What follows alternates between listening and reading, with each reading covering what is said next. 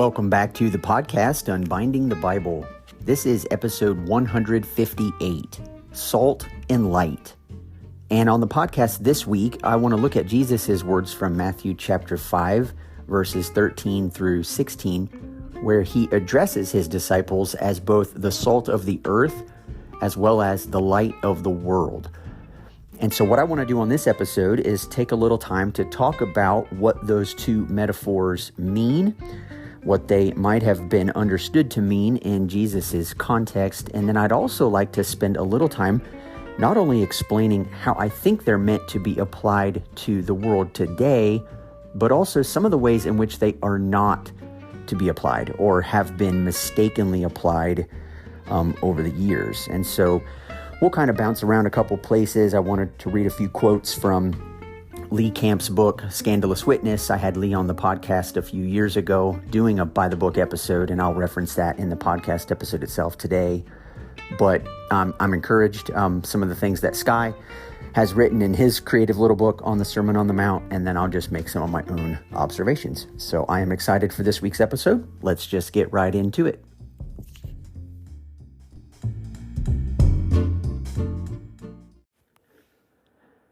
To begin this week's episode, allow me just to read Matthew 5, 13 through 16. You are the salt of the earth, but if salt has lost its taste, how shall its saltiness be restored? It is no longer good for anything except to be thrown out and trampled under people's feet. You are the light of the world. A city set on a hill cannot be hidden. Nor do people light a lamp and put it under a basket, but on a stand, and it gives light to all in the house. In the same way, let your light shine before others, so that they may see your good works and give glory to your Father who is in heaven.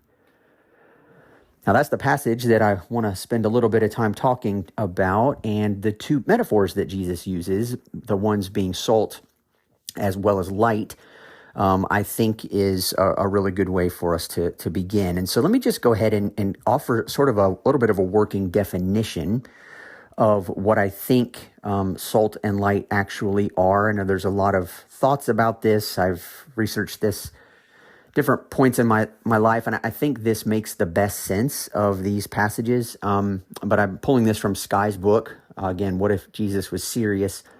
And here's what Sky says. In the ancient world, salt was a preservative. It slowed or prevented the decay of meat, a necessity in a time before refrigeration. Light, of course, had the same function 2,000 years ago as it does today.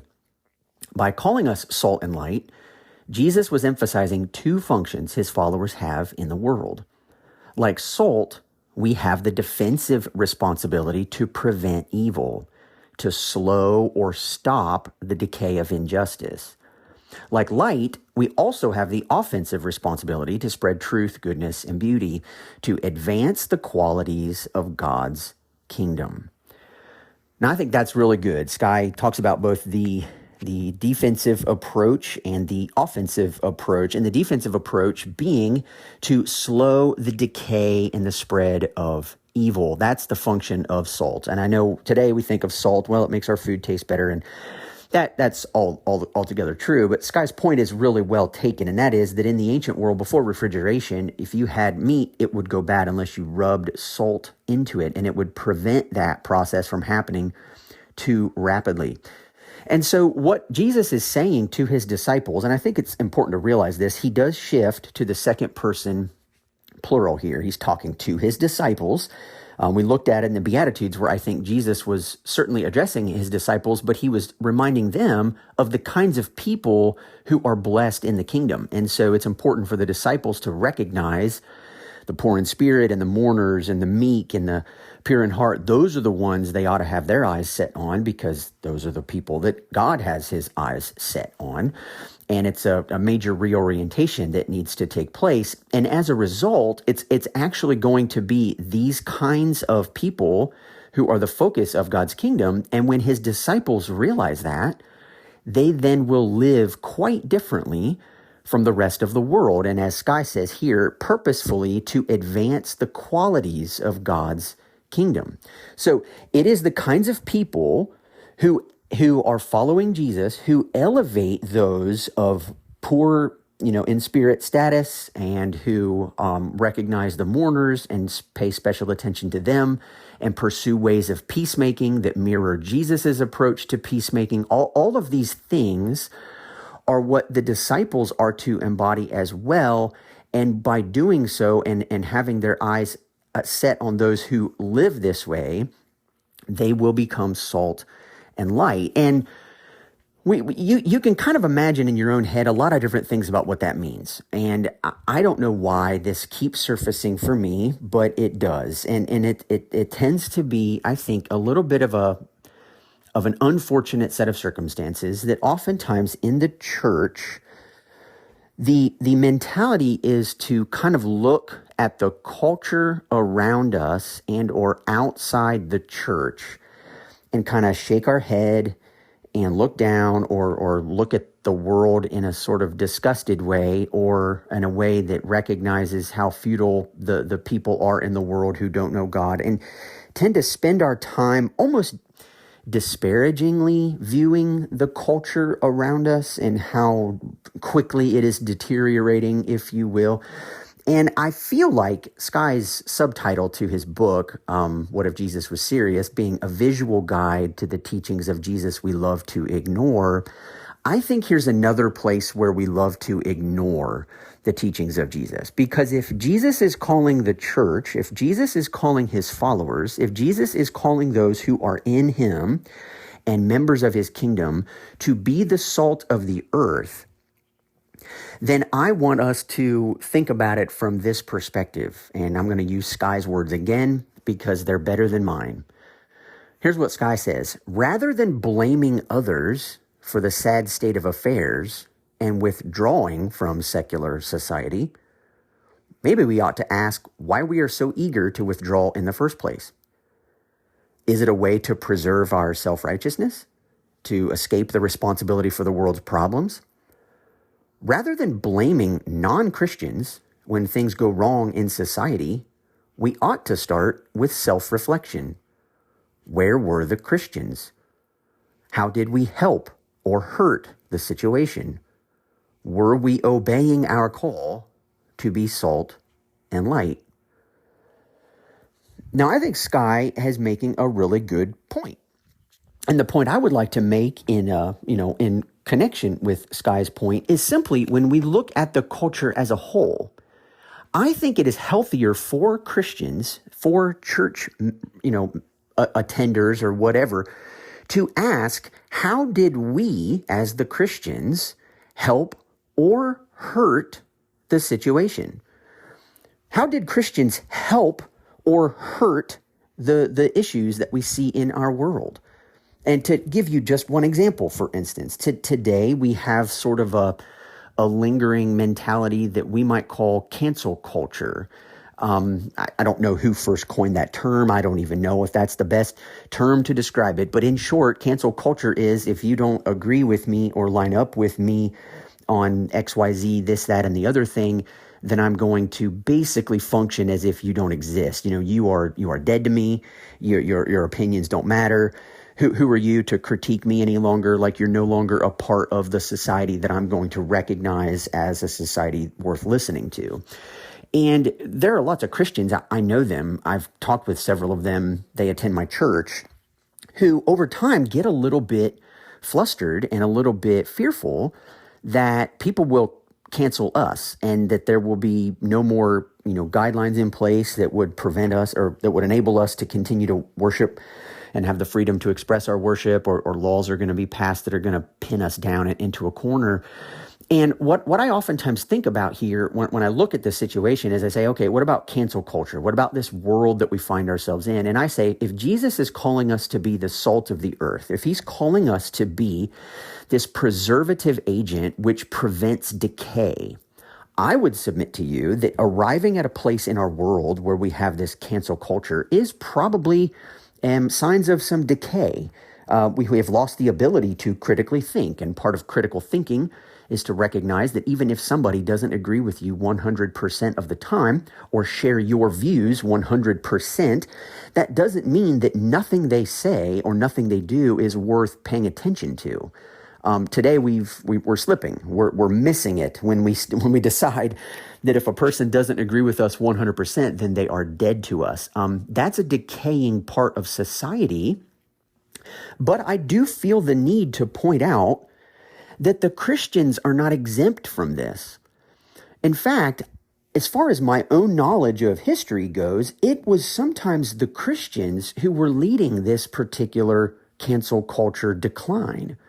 If you go back years ago, many Christians began to boycott Disney as a result of some things they felt Disney was doing that they personally didn't agree with. Now, granted, those Christians might have had a reason not to agree, okay? They might have assumed that Disney was pushing a certain agenda that Christians didn't agree with, and so they felt like canceling them, removing them from the eye, not giving them the time of day, was doing something of being a salt agent, preserving the decay. But Christians have done this with Starbucks. There was an uproar years ago about Starbucks not putting Merry Christmas on their Christmas cups and people losing their marbles over it instead of just being fine with a completely secular company like Starbucks deciding to write Happy Holidays on their cups. It wasn't a personal attack on Christians, but Christians rose up in defiance of that and made a big to-do about quit going to Starbucks. They don't honor Jesus at Christmas time. Americans always honor Jesus. And it kind of blurs with this idea that because this company originated in America, and that some people think America has some sort of special tie with Christianity, that for Starbucks to rebel against putting Merry Christmas on their mugs, then that must somehow mean that Starbucks is rejecting the Christian faith. None of those things are true. Number one, America doesn't have some special relationship with the Christian faith. Starbucks is not rejecting the Christian faith by writing Happy Holidays on mugs. But people who get it into their minds that everybody in the world is supposed to line themselves up with the Christians are forgetting one fundamental thing. If the whole world was supposed to line itself up with the Christian way of thinking, there would be no need for salt in the world. The decay that gets people on edge so much is something that Jesus is simply stating is a fact. He is then calling his disciples, his followers, to be the alternative to that decay by the way that they live. Now, today, we like it just when certain realities are in existence. Like we like it when Starbucks writes Merry Christmas, or we like it when Disney promotes a movie that we agree with every moral that's presented in the film. Like, it's not necessarily calling us to do something to embody Jesus's attributes ourselves. Rather, it's us sort of sitting back, wishing and hoping that the world would just mirror Jesus's kingdom, and that would kind of take the pressure off of us. But Jesus isn't living in an imaginary world. I mean, he's literally calling disciples who lived under Roman occupation in the first century to be salt and light. And so I want us to apply Jesus's metaphors first to the way his own followers might have applied them. And to be this preserving agent is to recognize many of the destructive things that happen in the Roman Empire and what Jesus might in fact be calling his own disciples to embody. But I think why I love Skye's subtitle to his book so much, The Teachings of Jesus We Love to Ignore, is because we forget to be salt and light is to advance the qualities of God's kingdom. Well, the qualities of God's kingdom show up most clearly in a world that desperately needs a kingdom from another world. And that's what Jesus is calling us to. He's calling us to embody the kind of righteousness that is not external only, but it is also deeply internal. And from the internal state of things, the external actions line up. Well, that's not the way our world functions, and that's not even the way that religious people function, as we will see very clearly throughout the rest of the Sermon on the Mount. Jesus is calling his disciples to be something different. And I personally believe that when he calls us the salt of the earth, and we look around and we see decay. Well, this isn't, 30 years ago, things were totally different. I'm sorry, I'm just going to put my cards on the table. My first response when I hear that is, what did the Christians do to contribute to that downfall? And what did the Christians not do to embody a kingdom that is not of this world so as to draw other people into a better way of looking at the world? I spend no time, absolutely zero amount of my time, shaking my head in discouragement about the decisions that people make in this world. I spend 0% of my time doing that. Absolutely none. What I do is I ask, how did the Christians negatively contribute to the situation that our culture finds itself in right now? And I've found that the ratio of the amount of time I ask that question, how did the church contribute, sets me up to be able to see dysfunction and dysregulation and bad thinking in the church that is, number one of the reasons why Christians respond so harshly to the culture around them is that they don't realize that they have just been playing right into the same hands. They've been doing the things the exact same way the culture does. It's a strong conviction of mine, as I'm sure you know by now, as you've listened to my podcast, but that the church follows the culture way more than the church is willing to admit. We're embedded in it, and we're embedded in it to the point where we've almost created a little version of religion which allows us to just be, good capitalist Americans who don't have any idea that Jesus is actually calling us to something far more radical than that. And I think the metaphor for light has some of the same connotations to it. We are to be the light of the world. The world is a dark place. And again, that the darkness that resides in the world resides in our hearts as well. And so Paul and Jesus and others will invite us to bring things into the light. That's both personally as well as if there are deeds of darkness being done, that we are called to expose those kinds of things, whether they be outside of us or inside of us. But this idea that we have created kind of a version of Christianity that meshes really, really well with being a good American, that gets us in a lot of trouble, because then we decide to critique somebody who doesn't have the same moral compass that we do and call them un-American, right? Well, it's not as simple as that. And I do honestly think that over the last 3, 4, 5 decades, maybe more, there's been a strong push to sort of unite what the Christians are called to be and do with what America is called to be and do. And for those Christians living in America, it is becoming increasingly more difficult to recognize that there are actually sharp distinctions made between being a good American and being a good Christian. And it's not people's fault per se, that they don't necessarily know what it is that they're holding on to. But I just want to read for you one of the reasons why this is becoming harder to swallow. It's harder to understand the difference, and then to not really be able to see how light and salt are something very different from what we oftentimes think they are. I'm going to read you just a few paragraphs from Lee Camp's book, Scandalous Witness. It's a little political manifesto for Christians. One of the single best books out there, in my opinion, that really does help us wrestle with true Christian faith and how that meshes or wrongly has been attempted to be meshed with American political reality. And I had Lee on the podcast. I published our conversation December 17th of 2020. It's a by the book episode titled that way, by the book, Scandalous Witness. And you can go back and re-listen to that conversation if you would like. Lee references a few of the things that I'm going to talk about on the podcast today. But what I want to do is I want to read for you from his proposition number 3, where he says American hope is a bastard, which is a great title for a chapter. He's got some punchy little titles in here, but I want to help us see some of the water that we swim in. And I want to relate it specifically to Jesus's words where he says to his disciples, "You are the light of the world. A city set on a hill cannot be hidden, nor do people light a lamp and put it under a basket, but on a stand, and it gives light to all in the house.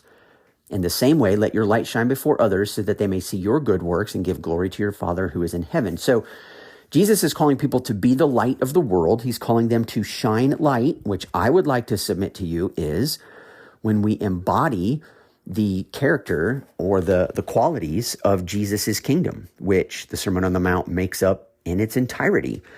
But I want to read for you here from Lee Camp's book, and he'll quote from President Ronald Reagan. But here's what he says. In 1980, on the eve of his election, U.S. President Ronald Reagan said, quote, "I have quoted John Winthrop's words more than once on the campaign trail this year, for I believe that Americans in 1980 are every bit as committed to that vision of a shining city on a hill as were those long ago settlers." Now, again, city on a hill is in quotes in Reagan's quote, and he is in fact quoting from Matthew 5:14. A city set on a hill cannot be hidden. Reagan goes on, "These visitors to that city on the Potomac do not come as white or black, red or yellow. They are not Jews or Christians, conservatives or liberals, or Democrats or Republicans. They are Americans, awed by what has gone before, proud of what for them is still a shining city on a hill." Camp goes on. And in 1989, in his farewell speech, Reagan said, quote, "I've spoken of the shining city all my political life, but I don't know if I ever quite communicated what I saw when I said it. But in my mind, it was a tall, proud city built on rocks stronger than oceans, windswept, God-blessed, and teeming with people of all kinds living in harmony and peace, a city with free ports that hummed with commerce and creativity. And if there had to be city walls, the walls had doors, and the doors were open to anyone with the will and the heart to get there. That's how I saw it and see it still." Now, that was Reagan's quote, a quote from him, which Camp goes on to say as he's about to describe this situation and a president's use of a city set on a hill to be applied to America. He's saying this is not a partisan discussion. There have been liberals and conservatives, presidents throughout the ages who have spoken the way Reagan spoke, and it's just sort of a way to kind of get at this issue. But here's what Camp says, and forgive me for this. I'm going to talk in with one hand on my phone, and I'm going to be flipping pages with another hand, so you might hear some crinkling in the back, but that's okay. Here's what Camp says. Reagan's rhetoric is striking and brilliant, mixing Jesus's description of the kingdom of heaven in the Sermon on the Mount, Paul's description of the baptized community in the book of Galatians, and John's heavenly vision in the book of Revelation. While Reagan's rhetoric is indeed brilliant, we must see it as idolatrous. Compare and contrast the Apostle Paul with President Reagan. For Paul, God entrusted a ministry of reconciliation to the church. The church, rather than grounding its identity in any form of ethnic superiority or nationalism, would in fact set aside the various mechanisms of power and hostility attached to particular identities. The church comprised people of every land, tribe, ethnicity, welcoming all. The church then was called to go forth and sow seeds of reconciliation. Hostility and partisanship were to be defeated through love of enemies and doing good to those who do us wrong. Oh, sorry. Let me keep going and continue. For Paul, then, it was the new humanity created in Christ who embodied, quote, neither Jew nor Gentile, neither slave nor free, nor is there male and female, for you are all one in Christ Jesus. Galatians 3:28. But for Reagan, it is the odd citizens of the United States who do not come as white or black, red or yellow. They are not Jews or Christians, conservatives or liberals, or Democrats or Republicans. No, transcending all these markers of division, the great communicator contends, is patently not the fact of a unity in Christ. Transcending all these markers of presumed hostility, he claims, is the fact that, quote, they are Americans. He goes on to point out that in the book of Revelation, John draws a sharp contrast between the mechanisms of empire and the means of the church. If you listened to my Revelation series, I spoke about this a lot. Some of you think I spoke about it too much. That's fine. I will probably keep speaking about it as long as I speak, because I think it's an important distinction to make. The new humanity of the New Testament is not bounded by artificial geographical boundaries and is not defended by military might. This idea that we are going to become a city on a hill as Americans is something that you and I have to guard ourselves against. And one of the tricks with this is that some will say, well, Reagan was a Christian, so he's going to use Christian language to talk about realities that as he sees them. He's the leader of the free world, and he wants to be able to communicate that reality. I get it. I actually get it. But America is not a city shining on a hill. It is not something that God has ordained to be a particular way. You will listen to speeches given by presidents where they will talk about the blessings of God, and they will talk about the fact that God is now going to bless their weapons over against the weapons of their quote unquote enemies. And one of the passages we love to ignore, one of the teachings of Jesus we love to ignore, is that he calls us to lay down our lives for enemies.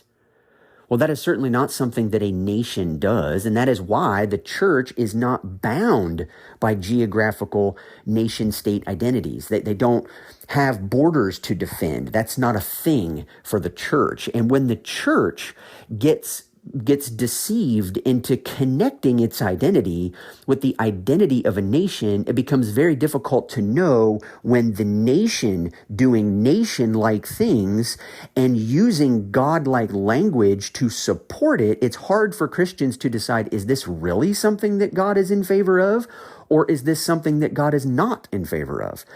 And it's shocking to some people. I mean, this is 1980, so it's not forever ago, but goodness, that's over 40 years long, and Reagan's not alone here, but 40 years long where America is spoken this way. America it steals some other language from other passages in the Bible, particularly about hope and the hope for the world, and which we know is ultimately in Jesus, right? It isn't in America. And yet I'd like to read for you just briefly another little section, Proposition 5 in Lee Camp's book, which he titles, "The United States is Not the Hope of the World." And here's what he says. In the first inaugural address of 1801, Thomas Jefferson referred to the United States as, quote, the world's best hope. Abraham Lincoln, in his 1862 report on the State of the Union, called the preservation of the Union of the United States through the Civil War, quote, the last best hope on earth. Woodrow Wilson would see the United States' entry into World War I as vitally important for the unfolding of human history, and in naive, idealistic anticipation of the biblical hope, insisted that the war would be the, quote, war to end all wars. More pointedly, following the war, Wilson repeatedly said America would, quote, save the world. Here's Woodrow Wilson's quote itself. I have lived to see a day in which, after saturating myself most of my life in the history and traditions of America, I seem suddenly to see the culmination of American hope in history. All the orators seeing their dreams realized, if their spirits are looking on. All the men who spoke the noblest sentiments of America heartened with the sight of a great nation responding to and acting upon those dreams and saying, quote, at last, the world knows America as the savior of the world, end quote. Lee Camp goes on. And in his 2019 State of the Union address, President Donald Trump insisted, quote, we must keep America first in our hearts.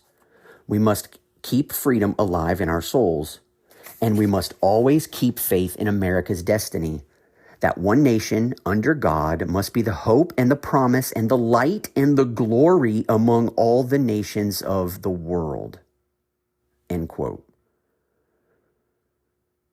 Against such messianic pretense, Camp says, displayed by both the American left and the American right, our hearts must be schooled and steeled.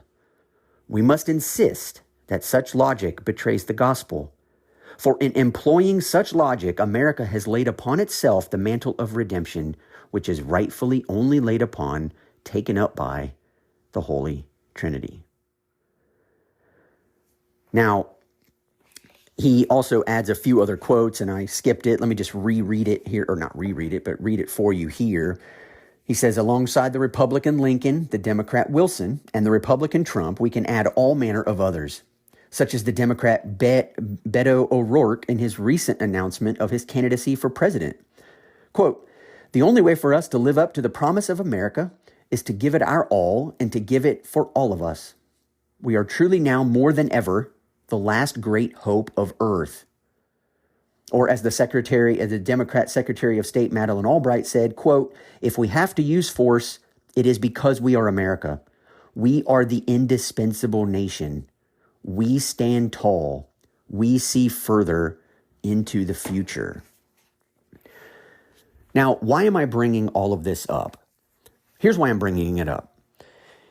It is not a correct biblical interpretation to take Jesus's words, you are the light of the world, a city set on a hill cannot be hidden, and apply it to America. When people do that, as they have done it, so I'm not making this up, right? These are presidential speeches that are happening, and people believe this vocabulary. When this happens, when you merge the kingdom of heaven with America as a nation, you give off the impression that to be light for the world now is done through political means. So what I'm saying is there are many Christians today who believe the way that they shine light in the world, the way they let others know their good deeds, is to make sure they put the right political candidate sign in their front yard to let everybody know that they oppose things like abortion and that they are in favor of things like, gun rights or what have you. People putting a public sign, people making sure the way they vote is done in a certain way, and imagining that that is the light that Jesus is talking about. Well, here's what's fascinating about this. We don't have to pretend or imagine what Jesus means by the light of the world. He's already given us the Beatitudes, and he's about to give us a hefty dose of what real righteousness looks like in the kingdom. So we don't have to imagine what being light actually means. For the simple fact that in John chapter 8, Jesus calls himself the light of the world, and he says, whoever follows me will not walk in darkness, but will have the light of life. Now, this might be an oversimplification, but one of the main reasons why America is not a Christian nation is for the simple fact that America as a nation does not exist to further the claims of Christ in the world. As a nation, America does not follow Christ. America does not lay down its life for its enemies. America picks up weapons and goes to war against its enemies for reasons that make perfect sense because that's what nations do. But that's not what Jesus did.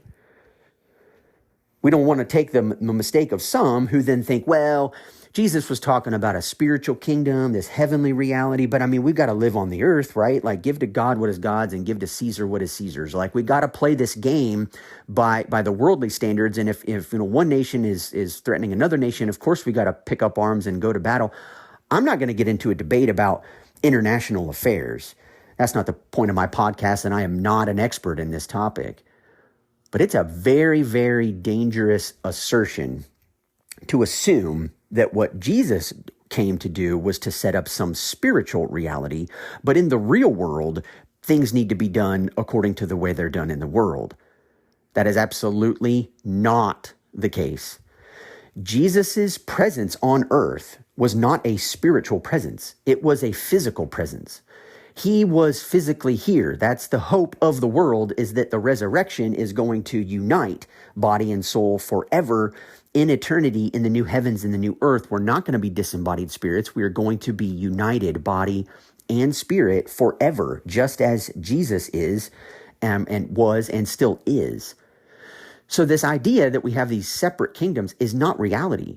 Peter attempted to do this in the Garden of Gethsemane. Jesus was being arrested. He wasn't being spiritually arrested. He was being physically arrested by the Romans.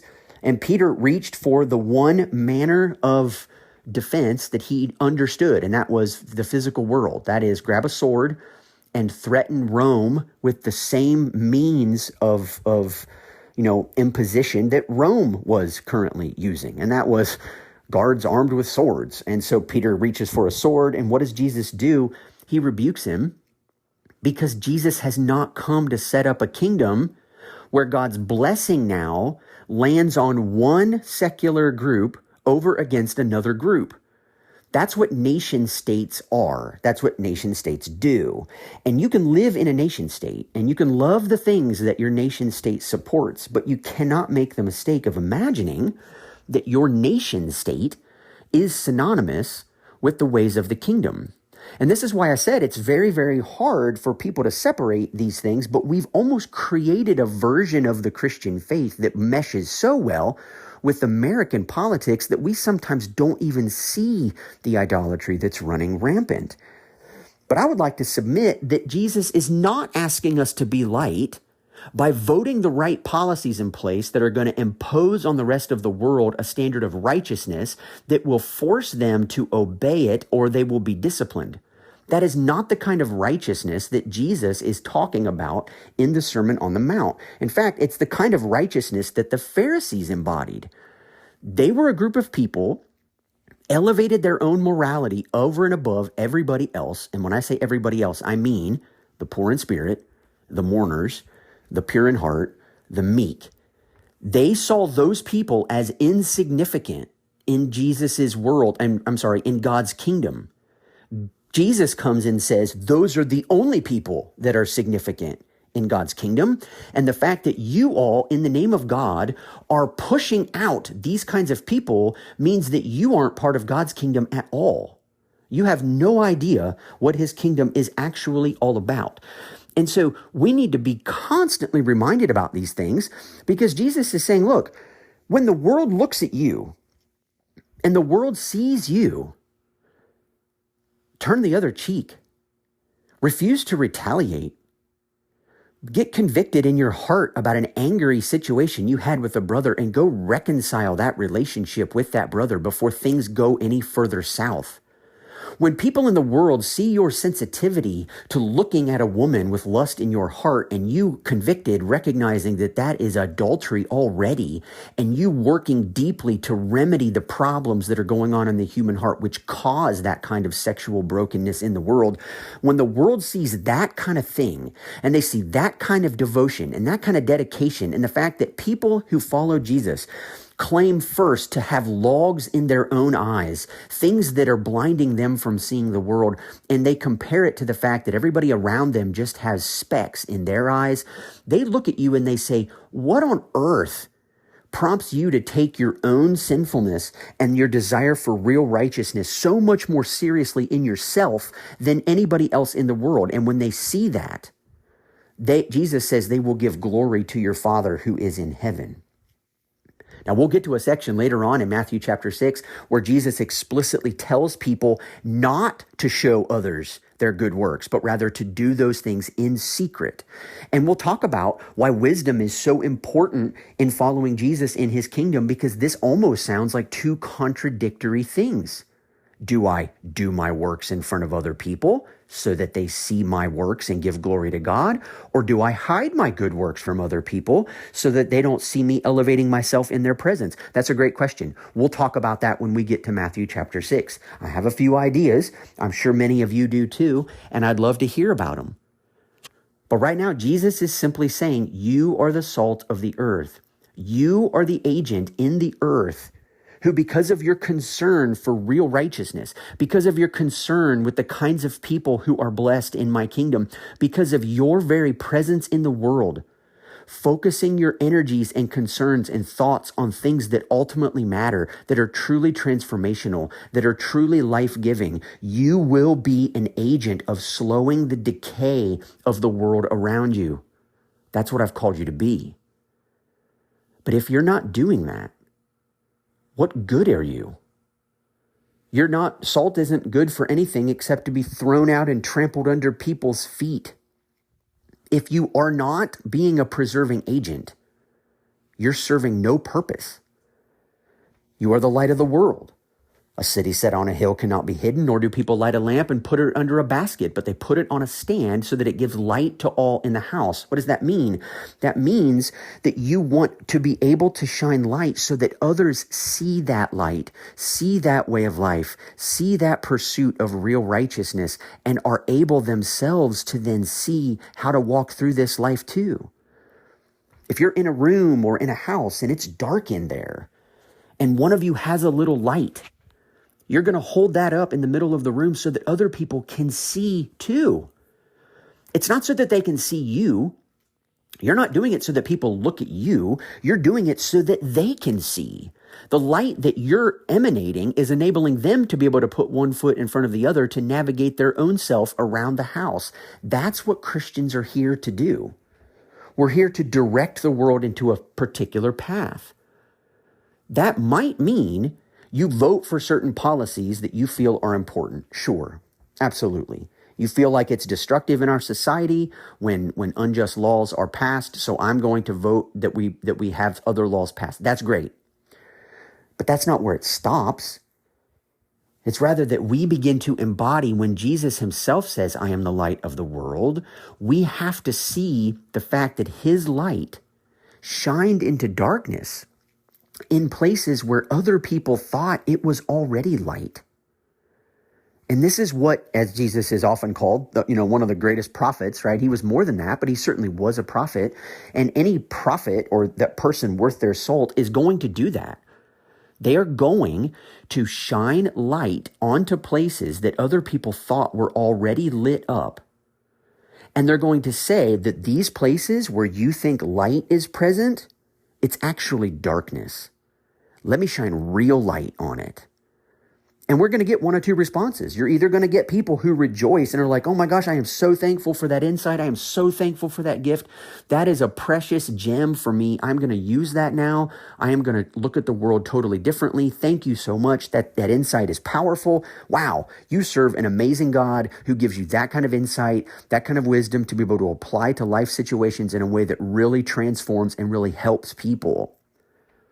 Or you're going to get those who like to think that the life they're already living is filled with light and do not like it when somebody says what you think is light is actually darkness. Let me show you what real light is.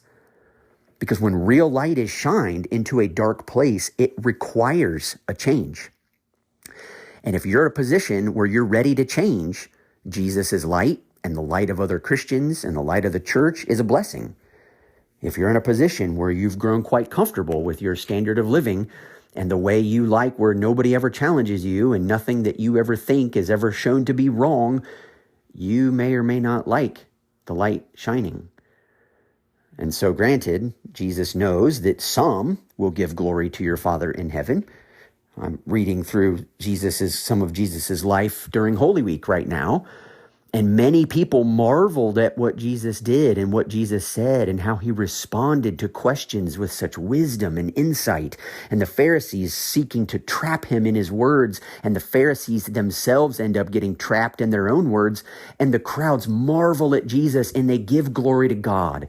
And we love that passage because it's so rich and it reminds us of what Jesus is teaching his disciples. And that is that when they, let their light shine before others, those people will see their good works and give glory to their Father in heaven. Go read Jesus' life. This happens all the time. And yet, very often, the very next verse will say something like, and the Pharisees and the scribes got together and tried to come up with a plan about how to kill him. Yeah, that's kind of how it goes. So recognizing that those who will see your good works will give glory to your Father in heaven, that is sometimes the case. depending upon the heart position of those people who see your good works. But understand, make no mistake, that is not a guarantee that everybody who sees what you do is going to love it. Because as Jesus will point out in his own life, sometimes the way to be a real peacemaker, the way to truly bring shalom to the world, is by exposing the injustice that everybody assumes is just a normal part of reality. That is liberating to someone who has been oppressed by that injustice, but that is an unwelcome intrusion into the lives of people who directly benefit from that kind of injustice and have falsely labeled it justice. And this is Jesus's life. He's constantly doing this. And for us, it's our invitation to recognize that following him is worth everything, and it will cost us everything. So that's all I have for you this week on the podcast. I love doing this. This is so much fun. I'm glad that you are all tuning in. Thank you so much. If any of you have left me a rating or a review on Apple Podcasts or whatever podcast app you choose to listen to these episodes, if you would be so kind as to do that. I got another rating this week, and I'm thankful for that. Whoever you are, thank you. I appreciate that. Sometimes people will leave a review as well. And if you're able to do that, I'd love to hear from you. And I'm sure it would help others find the podcast too in the searches as we get more ratings and reviews on the podcast. So I am excited for what's coming in the sermon. Next week's going to be great too. Actually, the rest of the Sermon on the Mount is great. So just stay tuned, and we'll plow through it together. I may have another by the book in a couple months. I'm working on some ideas, and hopefully I'll keep you up to date on that as well. But I appreciate you all, and I hope you have a fantastic week. Talk to you next time.